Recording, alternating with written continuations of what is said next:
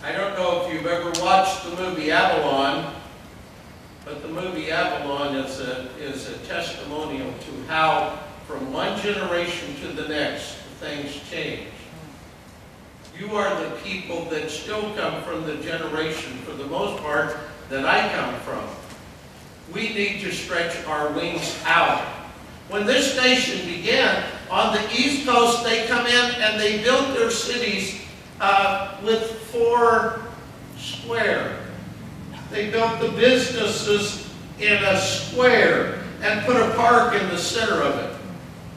Where was the church? The church wasn't the city center.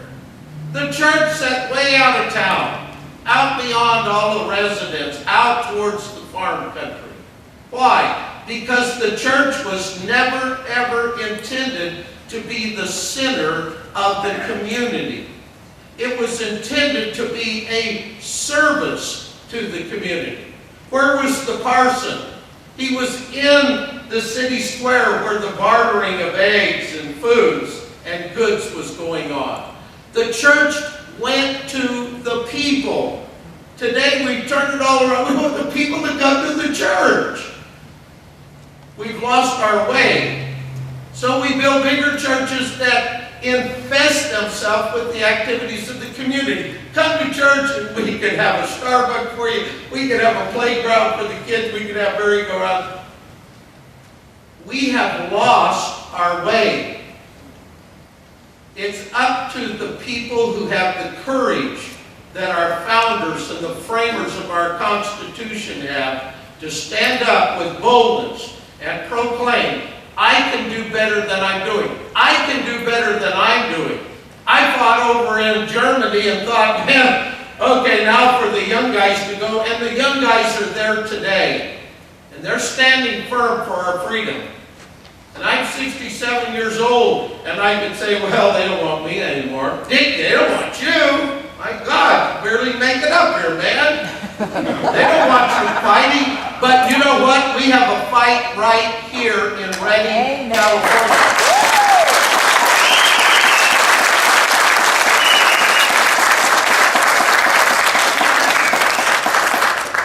So the fight's up to us. I said to myself today, am I too old to fight for what I believe in? No, I'm not. You know what? If they could stir up this Irish man here, and I could get a little courage and understand that my great-grandparents immigrated to this land, and if I have any privileges today, it's because of the hardships that they paved the way for me. Can I do something for my nation today that I believe in? Can I stand up and do my part? Can I raise up to the place to where people could say, yes, he was a part of something. I can hide. I can sit back and watch video presentations of the past, and I can look at old pictures of my family, but it's my opportunity. It's my time, my friends. It's your time. You have the ability to walk in here. You have the ability to keep this group strong. If this group fails out and fades away, and then you all come back here in October getting all ready and pumped up for the elections, you know what? You'll have little or no impact on the politicians. Here's our dilemma. I've been in a party all my life because my dad told me that's the party I was supposed to belong to. I have become sickened in my heart that every politician isn't there anymore for me. They're there for feather bedding a job.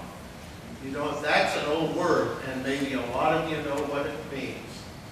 They're pikers. They get there through promises that are all falsehoods. Yeah. We don't know that, so it sounded good to me if we vote them in, and it's a lifetime commitment. They come back and tell us about how wonderful they are and how many wonderful bills they introduced and how nobody would support them, so it went down the tubes. You know what? It's time for us to take back our nation and say to a politician, if you don't do it, you're not going to be there for another term. And if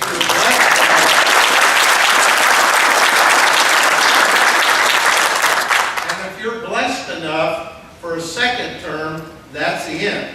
No matter how wonderful you are, how much courage you had, you know what? You're all finished. Because there are plenty of qualified people right in this room. Did you know that there's enough qualified people in this room to go and change the whole environment of not only our county and not only our state, but our nation? Did you know that there are states today that are pulling out of their position of being under the federal government and taking their rights as a state to run their own business and saying we don't need you anymore? You know what? We're in desperate times, folks. If we don't stand up and be counted today, who is going to do it? Our children? They aren't even here. Right on. I tell my kids, come to the tea party. I want to see. I stand back there every week and look from the sound booth and watch the numbers go down. And you know what? You're here. I learned a long time ago, don't preach to the choir. I don't want to put you down because you're here. I'm telling you, you have friends and people that we need to energize and pack this out. Have the parking lot full. Don't park in there. Fill that up where everybody can see when they drive by. So they think something's going on that has value here. Because if they see 10 cars there and it's packed out here, they don't know. We have to let people know that there's value in belonging to this. There's value in what you're about. There's value in what you're doing. It may seem like the slow times right now that all you're doing is breaking out into meetings and talking and doing things that don't seem important. But your attendance here is more valuable than you may never know. I just encourage you today that we need to rise up. If I can fight for my rich uncle that I landed that big job in Germany with, then I can also work for my nation that doesn't owe me anything because they've given me more privileges than I could have ever deserved. And I'm not standing on the other side of a barbed wire fence, afraid to come over. Not because I have a tractor that could break through the fence and I could take my family to safety, but I'm over there because somebody's telling me it's worse over there. Our nation is not the nation I grew up in, and I am scared to death. I'm scared for my children and my grandchildren. What in the world is this land going to look like for them? Will it be the home of the brave and the land of the free? I hope so. But I want to tell you, I've changed a lot of my thinking the last few months. And I've never been in political, and I don't want to be. The church is as political as I want, and it's more political than I like. But I believe in our land, and I believe the land that I serve to protect what freedoms I was able to protect is a land that now I owe to somehow reignite some energy in me and say, you know what, we've begun a good journey. How about if we finish the course? That's a Bible scripture that's set before us so that we can endure the hardships.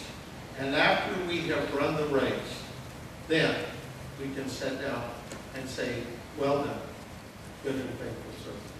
You are the catalyst that will either make this all go or it will die. You can't show reports of how many members you have. The real guts of this organization is you. You're the most important thing that this organization has going. But you have to invite your friends in. It's as pathetic as church is. If church doesn't invite their friends to come, we just all get old and die.